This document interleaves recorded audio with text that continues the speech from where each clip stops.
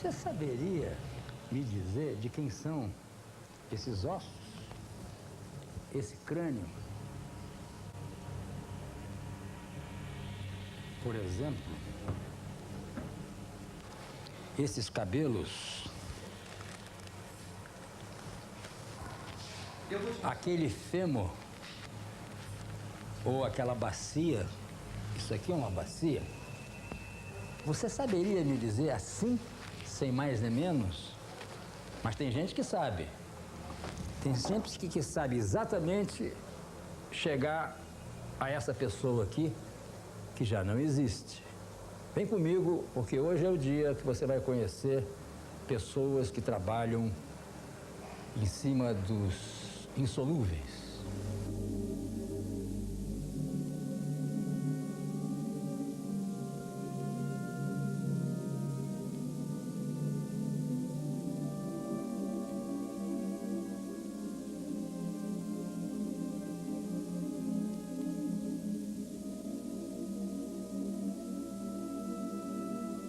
Este é um caso em que uma delegacia encontra uma moçada, né, e solicita um exame para poder identificar e saber a causa-morte. Normalmente, na requisição, vem desconhecido, sem outros elementos que possam nos dar qualquer informação sobre o caso em particular.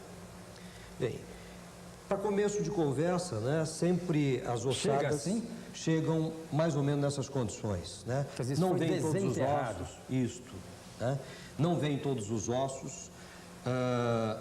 Alguns nós somos obrigados a tratar até para poder trabalhar e examinar um pouco melhor, como este crânio nós tivemos que lavar, né?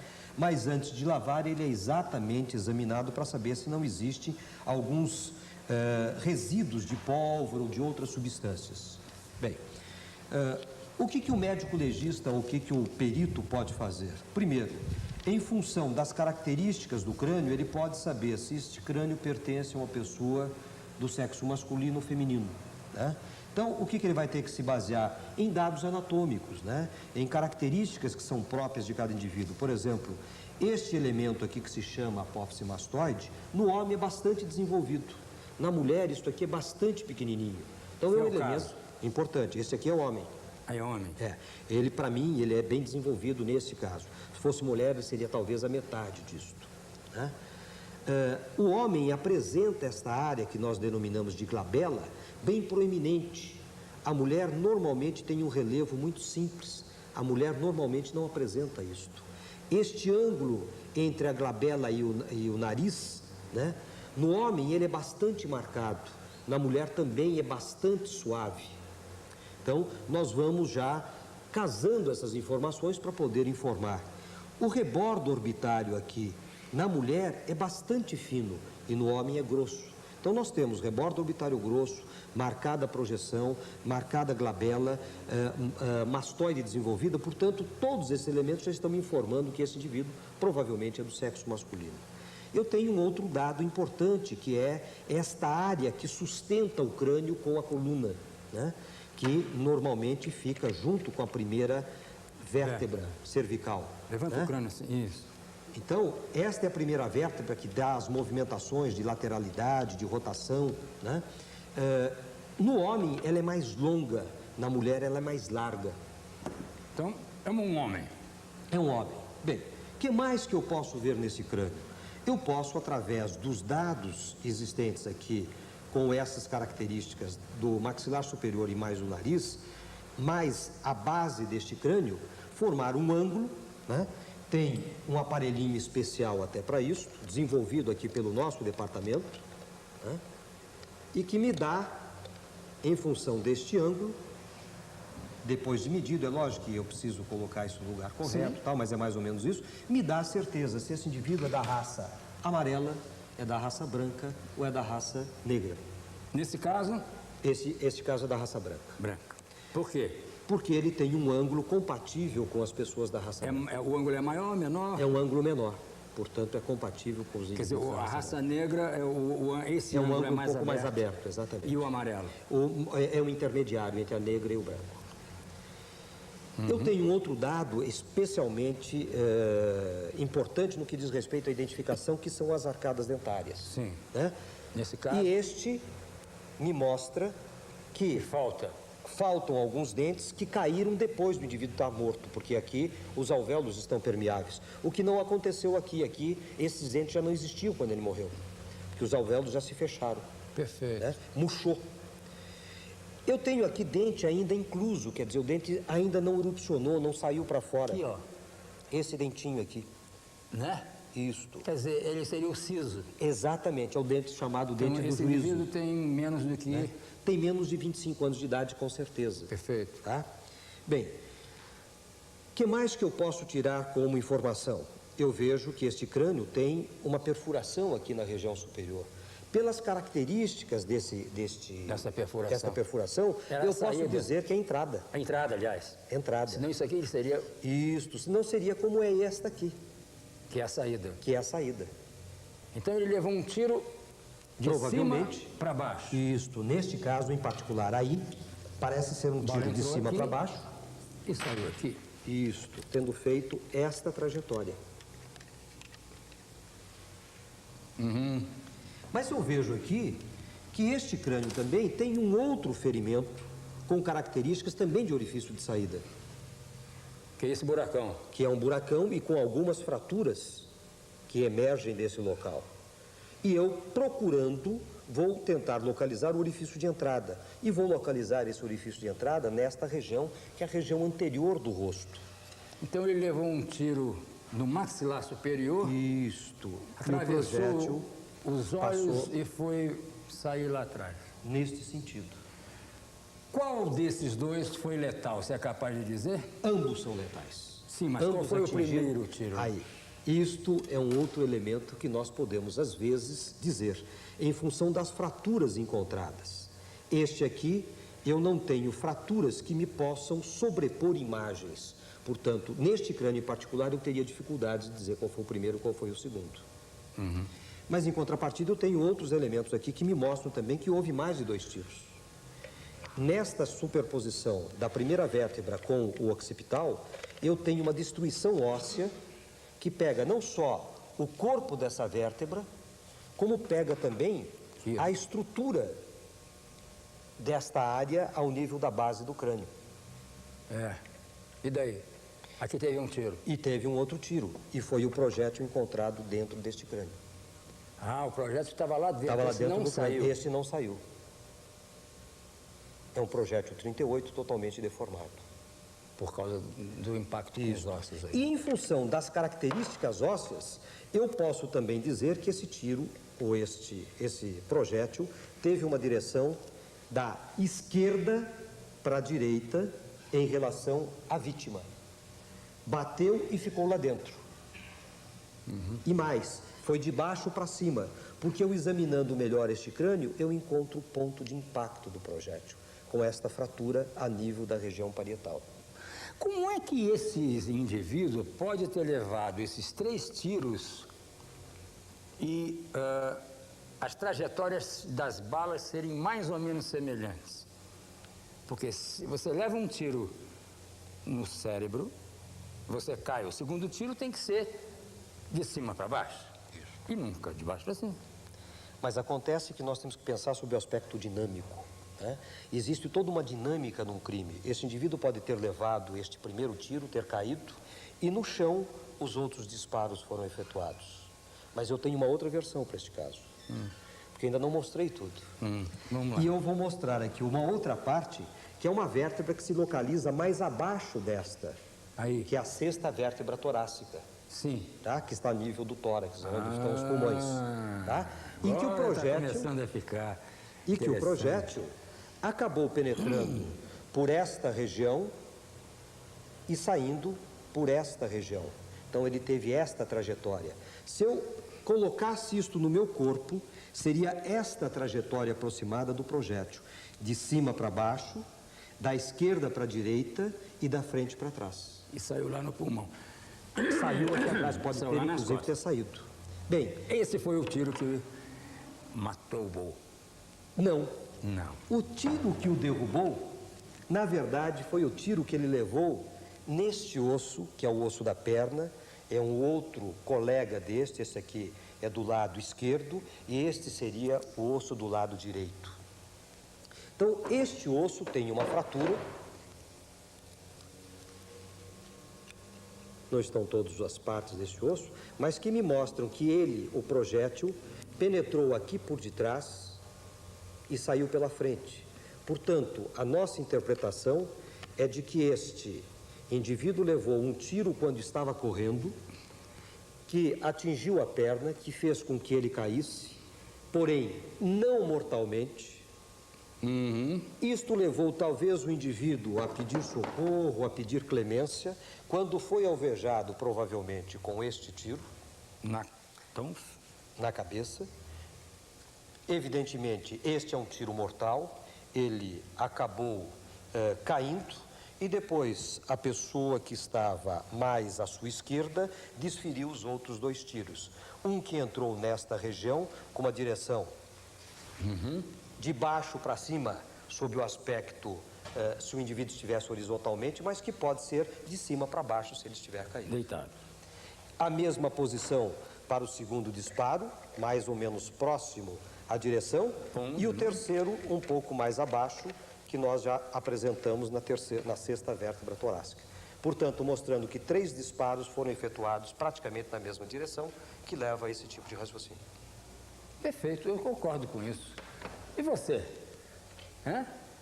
É assim que você distribui a lógica para que a gente possa chegar. Agora, quanto tempo para chegar a essa conclusão?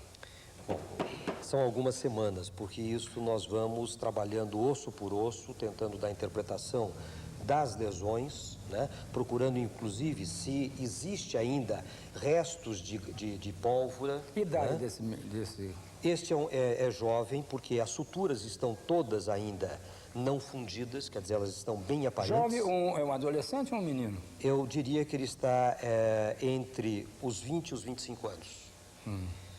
E diria mais, ele tem outros dados que me falam até a favor de ser mais jovem do que 25 anos, porque ele ainda não tem todas as áreas de consolidação dos ossos longos terminadas. O que significa que ele iria crescer ainda. Ainda ele teria a possibilidade de crescer um pouco. E os executores são 3.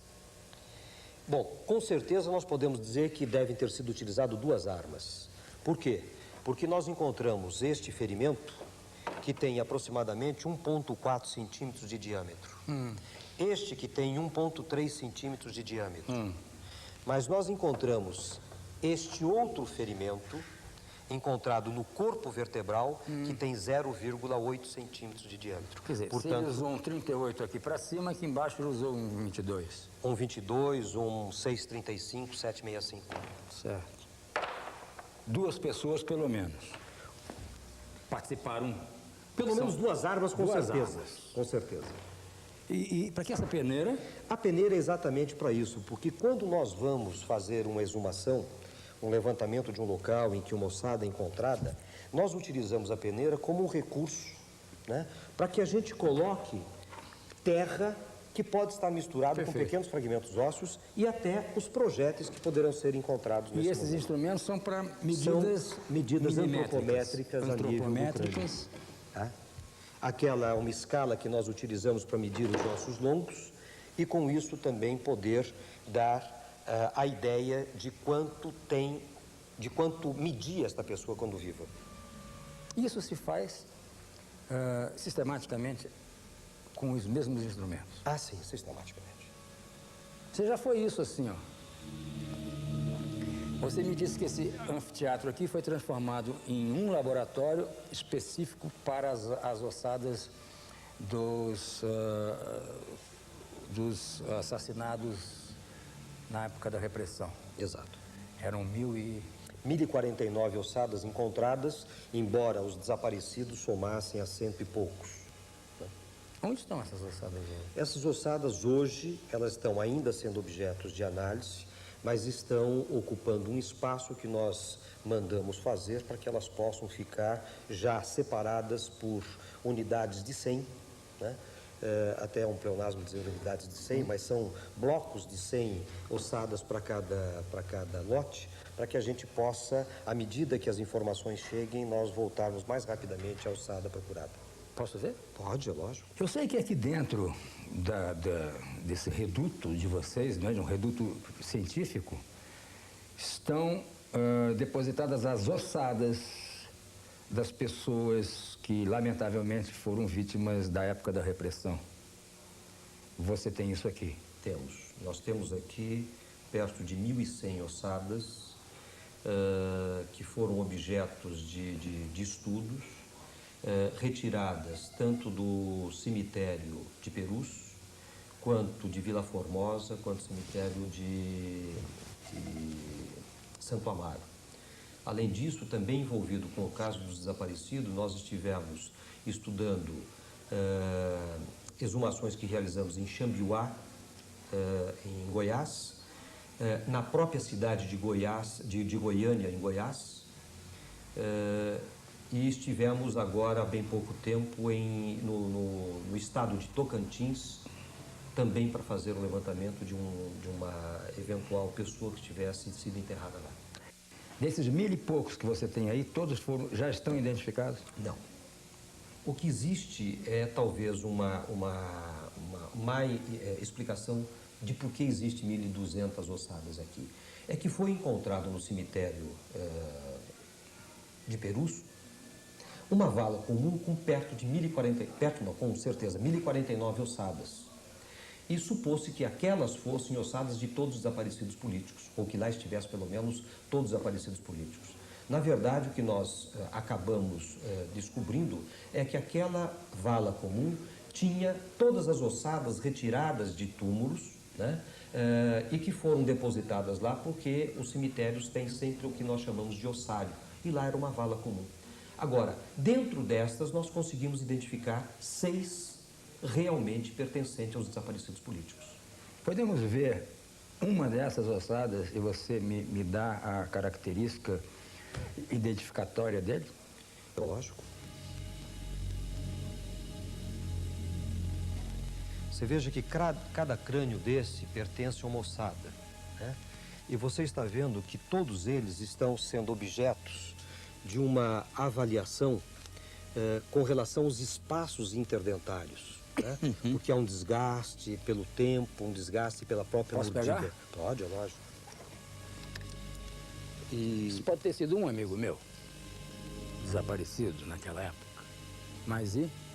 Então, todos eles são objetos, então, para que a gente possa fazer a sobreposição de imagem e tenha a realidade da sobreposição com os pontos todos dignos de serem merecedores de crédito, nós temos que saber exatamente qual é o espaço interdentário e é por isso que estas massas são colocadas para que a gente possa pôr exatamente na posição correta anatômica.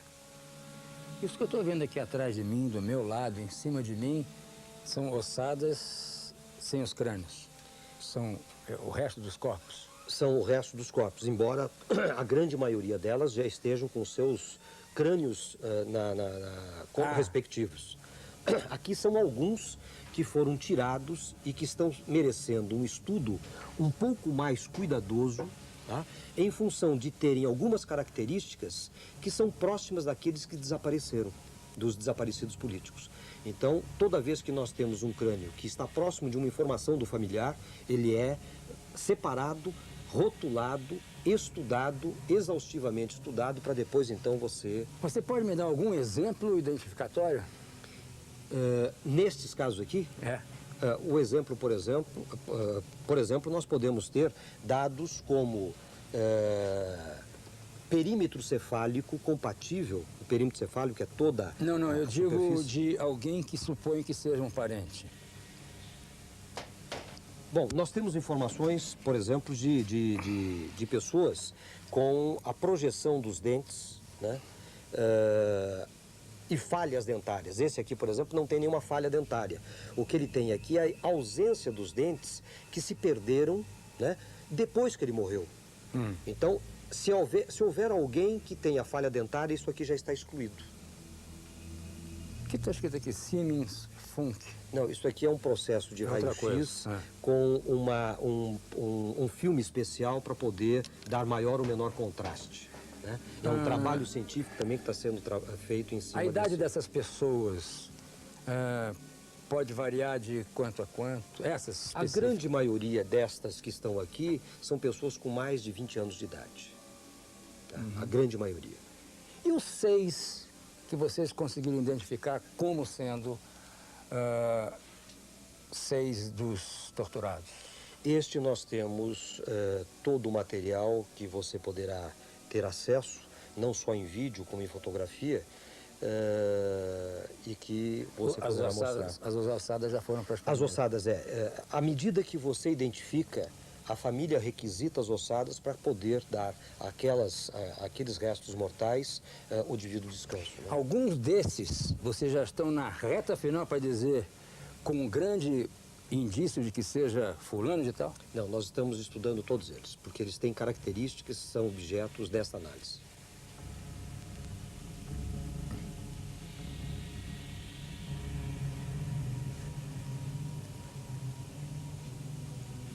E você vê uma coisa interessante, Goulart. Você está aqui no meio de todas essas ossadas e não está sentindo nenhum odor. É. Isto é um trabalho também desenvolvido pelo departamento para poder preservar este ambiente e até poder fazer com que esta sala possa ser utilizada para as nossas aulas, o que não podia no começo dos trabalhos, né? Todas elas são identificadas com o número da vala. E são números aleatórios que nós é que fornecemos. Esse saquinho fechado já tem um crânio, todos os ossos. Todos eles E já foi uma pessoa já foi, com que certeza. pode ser identificada. Que pode ser identificado. Depois de retiradas as informações que estes ossos nos oferecem, nós levamos isso para o computador. E eu vou te mostrar como é que nós podemos chegar à identidade e como é que nós selecionamos, através desses dados, as pessoas do sexo masculino com 20 anos, com 30 anos, com 50 anos ou com algum tipo de deformidade. Então vem comigo, você fica aí para que você tenha na sua memória uma época de exceção que esse país viveu e que eu espero que jamais se repita.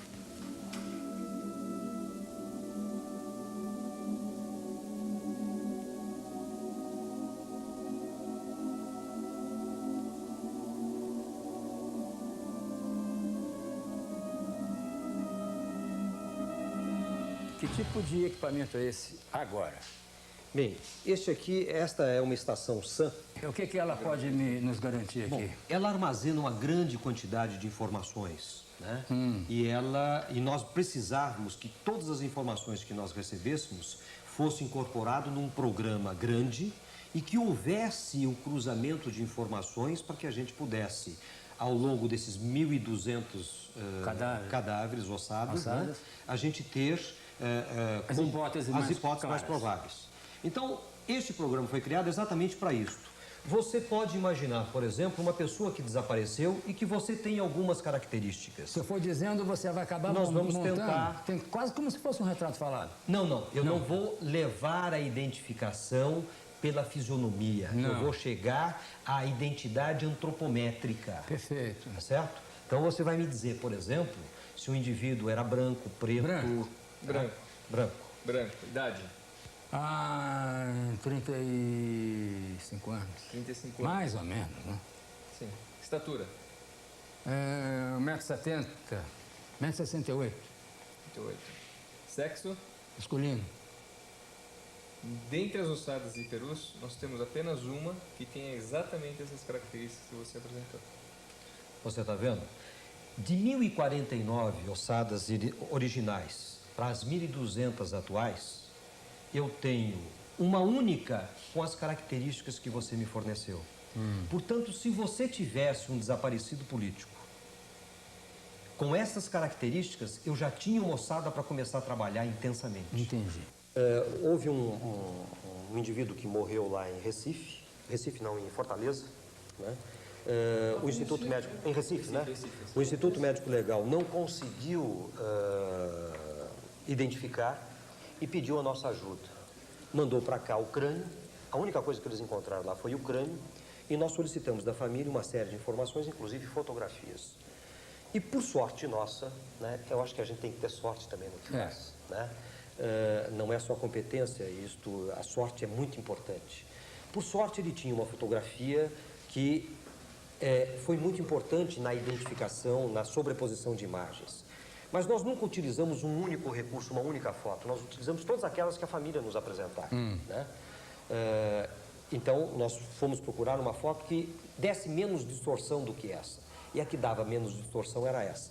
Você veja que nós, então, quadriculamos ou partirmos esta foto, ou marcamos dessa foto, alguns dados que são fundamentais, como, por exemplo, a posição do ponto nasal, da espinha nasal, da rima labial, dos pontos orbitários, né, do conduto auditivo, né, para que a gente possa trabalhar em cima do crânio com esses elementos que são pontuais. Você só recebeu um crânio? Só um crânio. Então vamos ver. Tá?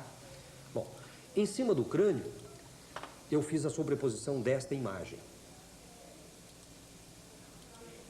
É o crânio. Cadê o crânio? Já vai. Era este o crânio. Tá? Então eu vou sobrepor este crânio agora. E veja que o crânio não veio com todos os dentes. Com todos os dentes. Tá? Então eu vou sobrepor ao crânio. Isso foi um crime, um homicídio? Não, isso aqui foi um acidente. Um acidente. Mas precisa da identidade até para a família poder... Né? E aqui já está a sobreposição do... Deixa só esta. Me deixa sozinha. Está então já a sobreposição da fotografia com o crânio, onde todos esses pontos, que são pelo menos 6 que nós procuramos, no mesmo plano, são perfeitamente coincidentes. Perfeito. Tá? Eu tenho o nasal, eu tenho as órbitas onde o olho está perfeitamente intuído, eu tenho a espinha nasal, eu tenho a projeção dos incisivos ao nível da rima e tenho a projeção dos auditivos exatamente no ponto de interseção. Você tem um momento exato em que você fez essa superposição? Assim, não? Aí, não. Não, mas isso até pode ser feito, tá? Não, mas eu quero te mostrar um detalhe importante disso. Está. Como nós analisamos a fotografia, só a fotografia com a boca aberta, veja a importância dos detalhes, né? Ele tinha uma fotografia que estava sorrindo.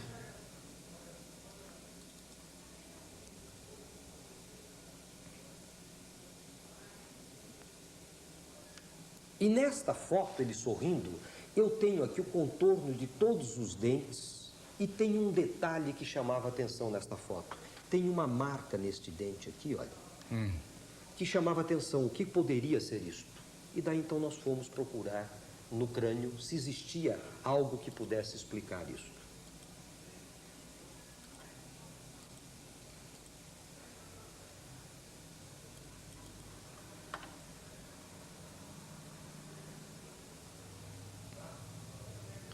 E aqui eu encontrei esta marca. Isto era uma área de descalcificação, como se fosse uma cárie.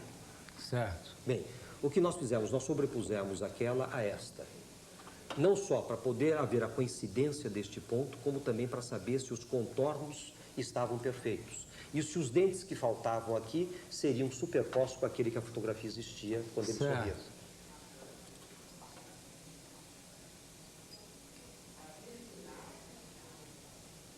E chegamos exatamente a isto. Isto aqui, o crânio superposto à foto, o espaço existente entre aqueles dentes que estavam faltando estão perfeitamente coincidentes com os dentes que existiam em vida. E o ponto que estava no dente está exatamente superposto ao ponto da fotografia. Então, fulano de tal passou a ser... Vai ter uma identidade está exatamente aqui. Além da sobreposição completa, ele tinha esse detalhe que era um sinal particular. Esse é o Carlinhos, onde nós só temos a fotografia dele quando ele desapareceu com próximo de 7 anos. Né? E há uma necessidade de se saber como é que ele seria hoje, ou como é que seriam mais ou menos os traços dele hoje. Somente em função das características dele seria difícil nós levarmos esse raciocínio. Mas tendo a fotografia do pai, tendo a fotografia da mãe, dos irmãos, dos parentes, então nós podemos projetar o que poderia ser o Carlinhos. Então vamos lá. Em cima exatamente desses dados. Por exemplo, a configuração do nariz sofreu uma modificação com o tempo, né? Baseado naquilo que a mãe e que o pai possuem, né? A boca, ele tem um lábio superior mais fino e tem um lábio inferior muito mais saliente, a versão do que tem o seu próprio irmão e o seu próprio pai, né? Você tem essas outras fotos? Nós aí? temos aí escaneado, né? O pai, a própria fisionomia, né, passa a ter um pouco destes seus parentes.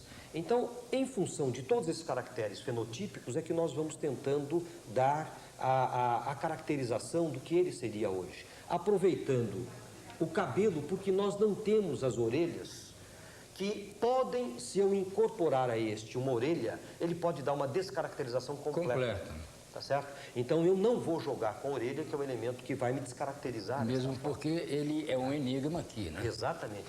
Então eu só posso jogar com aquilo que efetivamente eu possuo. Eu vou, evidentemente, que depois, quando for dar os retoques, colocar eventualmente algumas rugas, até pela expressão. Posso colocar algumas rugas muito próximo ao olho, que com 27 anos algumas pessoas, principalmente sendo claro, já podem apresentar. Vou modificar um pouco as características até da sombra, né, para tentar ficar muito próximo mais dessa sombra, dessa foto que foi realizada. E colocar a pinta dele no lugar certo. Isto, colocar a pintinha que ele tem no lugar certo, o mais correto possível, né? Enfim, ela também vai crescer um pouquinho. Porque você vê que este rosto é mais ou menos redondo, né? Porque até por volta dos 10, 11 anos a criança tem essa configuração. Depois, por ação hormonal, o homem, por volta dos 12 aos 14 anos, ele sofre um alongamento da face, e é este alongamento que nós já colocamos, né? Isso também modifica as características do nariz e da própria boca. Essas características também já estão sendo modificadas. Vocês funcionam quase que como uma cooperativa multidisciplinar e interdisciplinar. É exatamente isso. Você usa os departamentos, laboratórios, tudo de uma grande universidade em favor da investigação. Da investigação. Senta ali na tua carreira que eu quero, na tua cadeira que eu quero conhecer melhor como são essas coisas. Você vai comigo hoje numa trajetória que, pelo menos e inevitavelmente, vai te trazer à tona a curiosidade de conhecer como foram desvendados os grandes mistérios que alguns deles abalaram muito a sociedade brasileira. Uma perícia que acabou nos dando muito trabalho, mas que também foi uma perícia, no nosso entender, extremamente importante, foi o caso do acidente radiativo de Goiânia. Né? Sim, do Césio? Do Césio em 37. Esse nós participamos desde o início do processo para poder até responsabilizar as pessoas que causaram aquele acidente ou responsáveis por aquele acidente, e terminamos depois fazendo a necrópsia das 4 vítimas que morreram em decorrência da contaminação do Césio. Eu acho que foi uma oportunidade ímpar, é lógico, nesse sentido, dentro do nosso país e talvez da América do Sul, mas que nós temos até hoje uma ligação com isto, porque algumas dessas pessoas contaminadas ainda são submetidas a exames, não só em Goiânia, como aqui também na universidade. Como estas radiações não podem ser vistas, não podem ser percebidas através do olfato, ou não podem ser sentidas através do tato, elas passam desapercebidas por quem as manuseia. O grande problema que deparamos em Goiânia é que as vítimas que estiveram expostas também aspiraram este material, né? E algumas delas chegaram a ingerir, quer dizer, chegaram a engolir este material radioativo, tornando-se assim fontes ambulantes de radiação.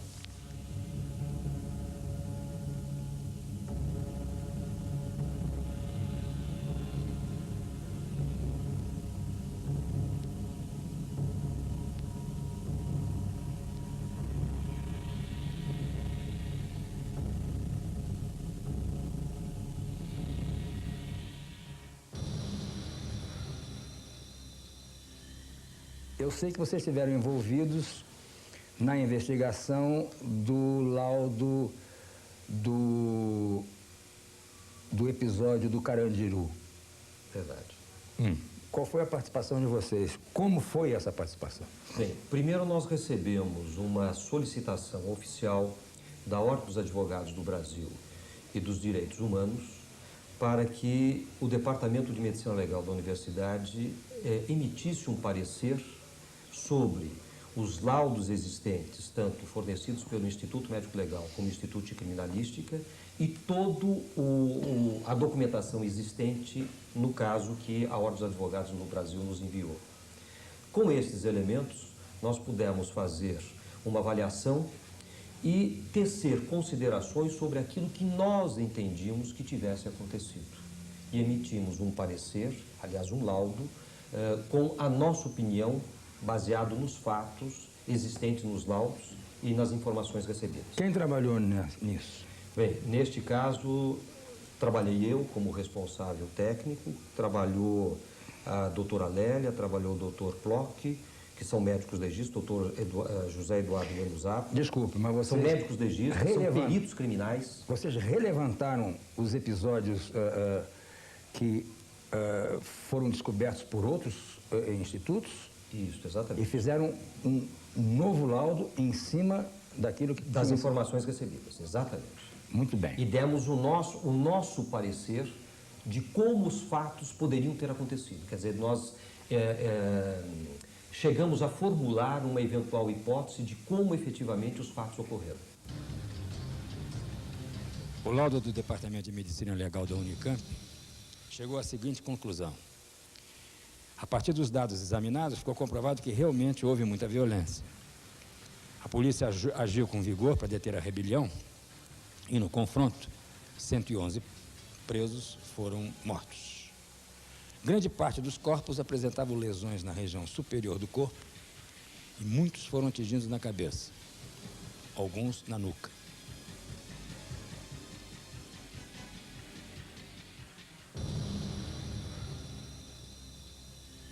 Vamos nessa trajetória de atividade e serviços prestados por vocês à coletividade brasileira e até internacional. Porque parece que vocês também foram responsáveis pela identificação do Mengele, aquele assassino nazista. Isso. Nós não fomos os responsáveis diretos pela identificação. Houve uma primeira equipe que trabalhou do Instituto Médico Legal de São Paulo, com vários professores das universidades de São Paulo também trabalhando, e que chegaram a um laudo onde eles afirmavam que seria praticamente impossível existir duas pessoas com tantas características antropológicas que pudessem, então, não ser o Mengele. Depois nós trabalhamos numa fase secundária para poder dizer se aquele indivíduo tinha morrido realmente afogado ou se ele tinha sido executado por um tiro porque ele tinha uma lesão ao nível de malar. E nós pudemos demonstrar que aquela lesão não foi produzida por projétil de arma de fogo e foi produzida ainda em vida através de um processo, de um abscesso que ele tinha do dente, né? E mostramos que aquele abscesso tinha mais de 20 anos, portanto, não era aquela causa morte, então que ele tinha morrido realmente afogado. E nós fizemos depois ainda a sobreposição de imagens para poder fazer o confronto entre o crânio e as fotografias existentes e fizemos depois uma reconstituição facial onde os modelos estão aqui no departamento e você vai poder ver em gesso e em cera, onde exatamente há a caracterização fisionômica do Mengele. Nós não tivemos nenhuma dúvida que se tratasse do Mengele, não só porque o laudo dos colegas que trabalharam em São Paulo era taxativo, como nós também refizemos esse tipo de procedimento e afirmamos que aquele só poderia ser o Mengele. Mas a prova definitiva só poderia vir com dois elementos. Ou com a impressão dactiloscópica, que não foi colhida pelo colega perito que fez o exame necroscópico, ou através do DNA, que na ocasião nós solicitamos que fosse feito. O filho não quis permitir a coleta de material para identificação. Isso acabou fazendo isto no início deste ano, onde definitivamente ficou caracterizado que os restos mortais encontrados no Embu pertenciam efetivamente a José Mengele.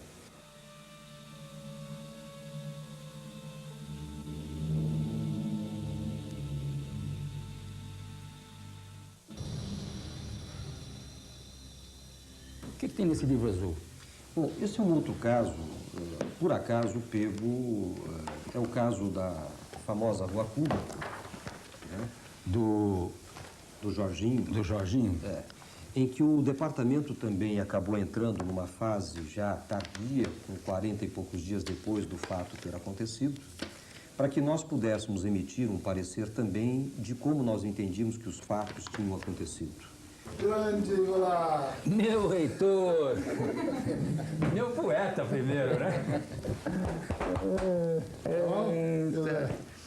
Aqui está um dos célebres poetas brasileiros do início da década de 70, 60 e poucos, e que eu tive o privilégio de participar de alguns trabalhos com ele na extinta TV Tupi.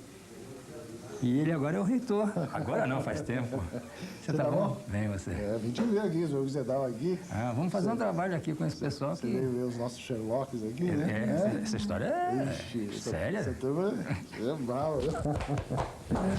Gostaria de conhecer a tua universidade mais por dentro, se você me permitir. Claro. Faça um compromisso com as pessoas para que elas possam identificar no seu país Vamos. uma instituição que funcione. Vamos. Vamos? A gente combina um projeto Combinamos. e um plano. Vamos. A gente pegamos diferentes áreas. Tá bom? Poeta. Poeta no bom sentido. Grande.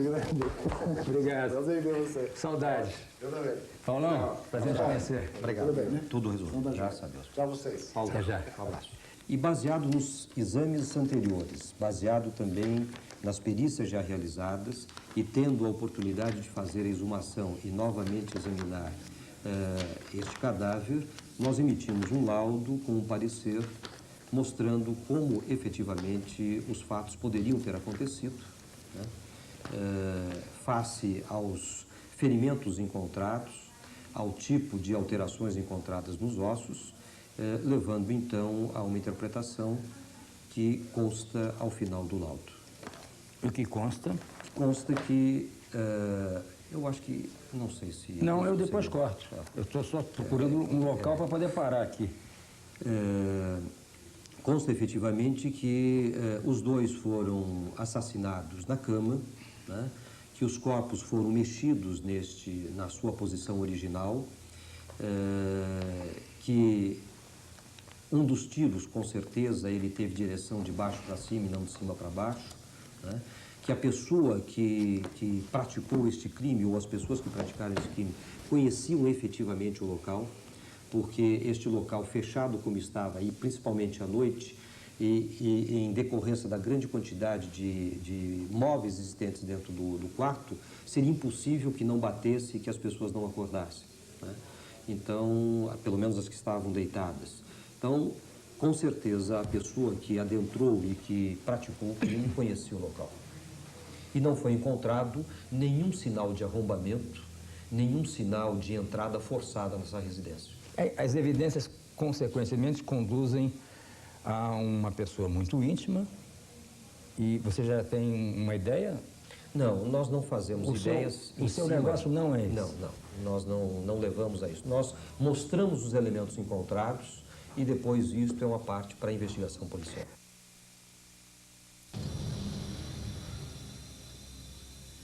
O caso Magre, nós não tínhamos ainda dentro do nosso grupo de trabalhos um foneticista. Mas nós sabíamos que dentro da universidade existia uma equipe de pessoas que estavam trabalhando em cima de identificação de voz, etc. Então, o que nós fizemos? Nós procuramos dentro da universidade congregar pessoas que estavam diretamente envolvidas com som, com imagem e com imagem de vozes. Onde é isso aqui dentro? Aqui dentro do IEL. Tá? Mas é um instituto? É um instituto, o Instituto da Linguagem. Então, nós pedimos a cooperação técnica dessas pessoas, o próprio centro de computação, e trabalhamos aqui perto de 30 dias para podermos elaborar um laudo que também fosse definitivo e pudesse provar exatamente que aquela voz era do Magre e que aquela fita não tinha adulteração, era uma fita real. Bom, quando eu digo que eu estou aqui no Instituto de Estudos da Linguagem. da Linguagem, não significa só que eu vá fazer investigações de ocorrências em que a voz esteja presente. Vocês, aqui dentro, vocês fazem outro tipo de coisa. Sim, aqui o Instituto abrange desde literatura, de estudo da literatura, teoria literária, passando pelo estudo da própria linguagem, né? Quer dizer, textos, né? Quer dizer, você estuda como se escreve também, estudo da escrita, né? O desenvolvimento da escrita, o tipo de erro gramatical que pode se cometer, a alfabetização, né? Agora, você especificamente. Eu trabalho com voz. Sim. Então, que tipo de trabalho é esse que você desenvolve? Vai, além de... Não, eu estou trabalhando no momento basicamente com identificação, né, humana. Por exemplo? Através da voz. Tem um pouquinho de ruído aí, essas Eu barras. estou falando e o que está acontecendo? Ele está fazendo uma análise espectral da tua voz. Ah. Isso é, ele está analisando em tempo real, né? Isso aqui é importante. Falou, já sai a análise. Em que Esses faz... desenhos que eu estou vendo aqui... Quanto mais vermelho, mais intensidade tem, né? Nessa escala de cor aqui. Sim. Por Então, exemplo, se eu der um grito... Não, mas aí depende do som. Se você fala um A, por exemplo, um A, você vê que a faixa vermelha está mais embaixo. Se eu fizer um I, ela vai estar mais para cima. Porque cada vogal tem uma configuração espectral diferente, né? E daí, o que significa na leitura agora? Não, Como é que eu vou decodificar isso? Não, se você falar uma palavra qualquer, eu falar a mesma palavra, nós compararmos os dois gráficos, você vai ver que eles são diferentes. Então vamos Vamos fazer o teste? Você fala, vem comigo, eu falo, vem comigo. Está valendo agora, né? Não, mas peraí, deixa eu falar primeiro que você vai falar na outra tela, né? Tá. Vem comigo. Agora eu tenho que fazer umas mudancinhas aqui, o negócio não é tão...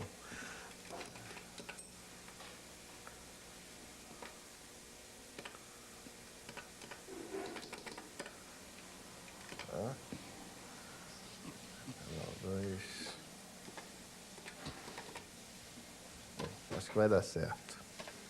Ó, ele tá gravando agora. Pode falar aí. Agora sou eu? É. Vem comigo. Tá. Então a tua voz está digitalizada. A minha está... Vem comigo. Essa é a sua e a outra é a minha. Você está no outro canal. É. Vem comigo. E aí, isso sai por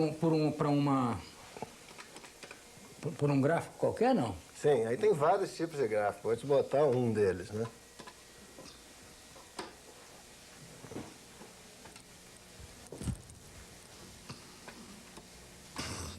Vem comigo. Vem comigo. Vem comigo. Já está digitalizado na tela. Vem comigo. Vem comigo. Eu transformei isso em números já, né? Então, o meu gráfico está aqui embaixo, teu gráfico está ali em cima. Você é isso. Isso, E eu você é sou o de cima. Foi assim que você descobriu quem era o Magre e quem era o...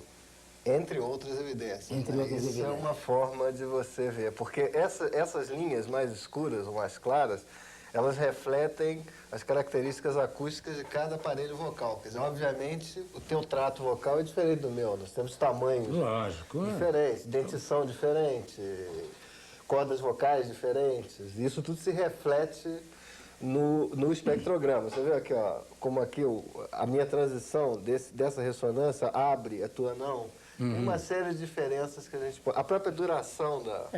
Os desenhos já indicam tudo. a gente, ó, se você bota o cursor aqui, você vê que eles estão em posições diferentes, né? Tem o caso Magre, que já foi devidamente julgado. Estou com a Como é fita que foi aqui. a sequência dele? Mostra. Não, eu tenho... Uma demonstração só de como é que funciona o equipamento. Sim, eu tenho ele aqui na fita, né? Ele está gravado aqui. Mais demagogo, mais canalha, mais mau caráter que a terra embora. O que foi? Tá dando pra entender? Tá dando para entender mais ou Ele menos. está falando do Luiz Antônio Medeiros, que é o cara mais demagogo, mais canalha que ele conhece. Você entende bem. Ah, tudo. Estou acostumado, né? Então, mostra para mim. Não, porque a gente tem um recurso aqui que é muito... Não, espera aí falar. Aqui da verdade, questão de normas para qualificar a entrevista, por exemplo, do caso da a revista Interway. Isso aqui é uma parte interessante que ele fala da revista Interway. Isso aí. Ele está falando da Interview. Né? Interview, é. Quer dizer, isso basicamente foi o material que levou à condenação do ministro. Sim, a identificação da voz foi um dos elementos. Mas ele negou no começo que era dele. Sim, porque o processo foi o seguinte: primeiro ele disse que a voz não era dele, então nós provamos que a voz era dele. Aí no segundo estágio ele entrou com recurso alegando que a voz seria dele, mas a fita tinha sido montada. Então houve essa necessidade de provar que a fita não tinha sido montada. E aí, paradoxalmente, esse ruído de fundo que a gente vê ali é que deu a pista. Porque se você monta uma fita, se você pega um pedaço que foi gravado de o ruído como ambiental... a nossa conversa aqui tocando uma música. Se eu cortar aqui e botar lá, a música Mesmo que está não no haja fundo. música, isso a gente chama de som incidental. Mesmo que não haja música, a qualidade de absorção acústica das paredes, o tamanho do cômodo e uma série de outros fatores, eles vamos dizer assim, configuram um tipo ambiente. de ruído de fundo, ambiental.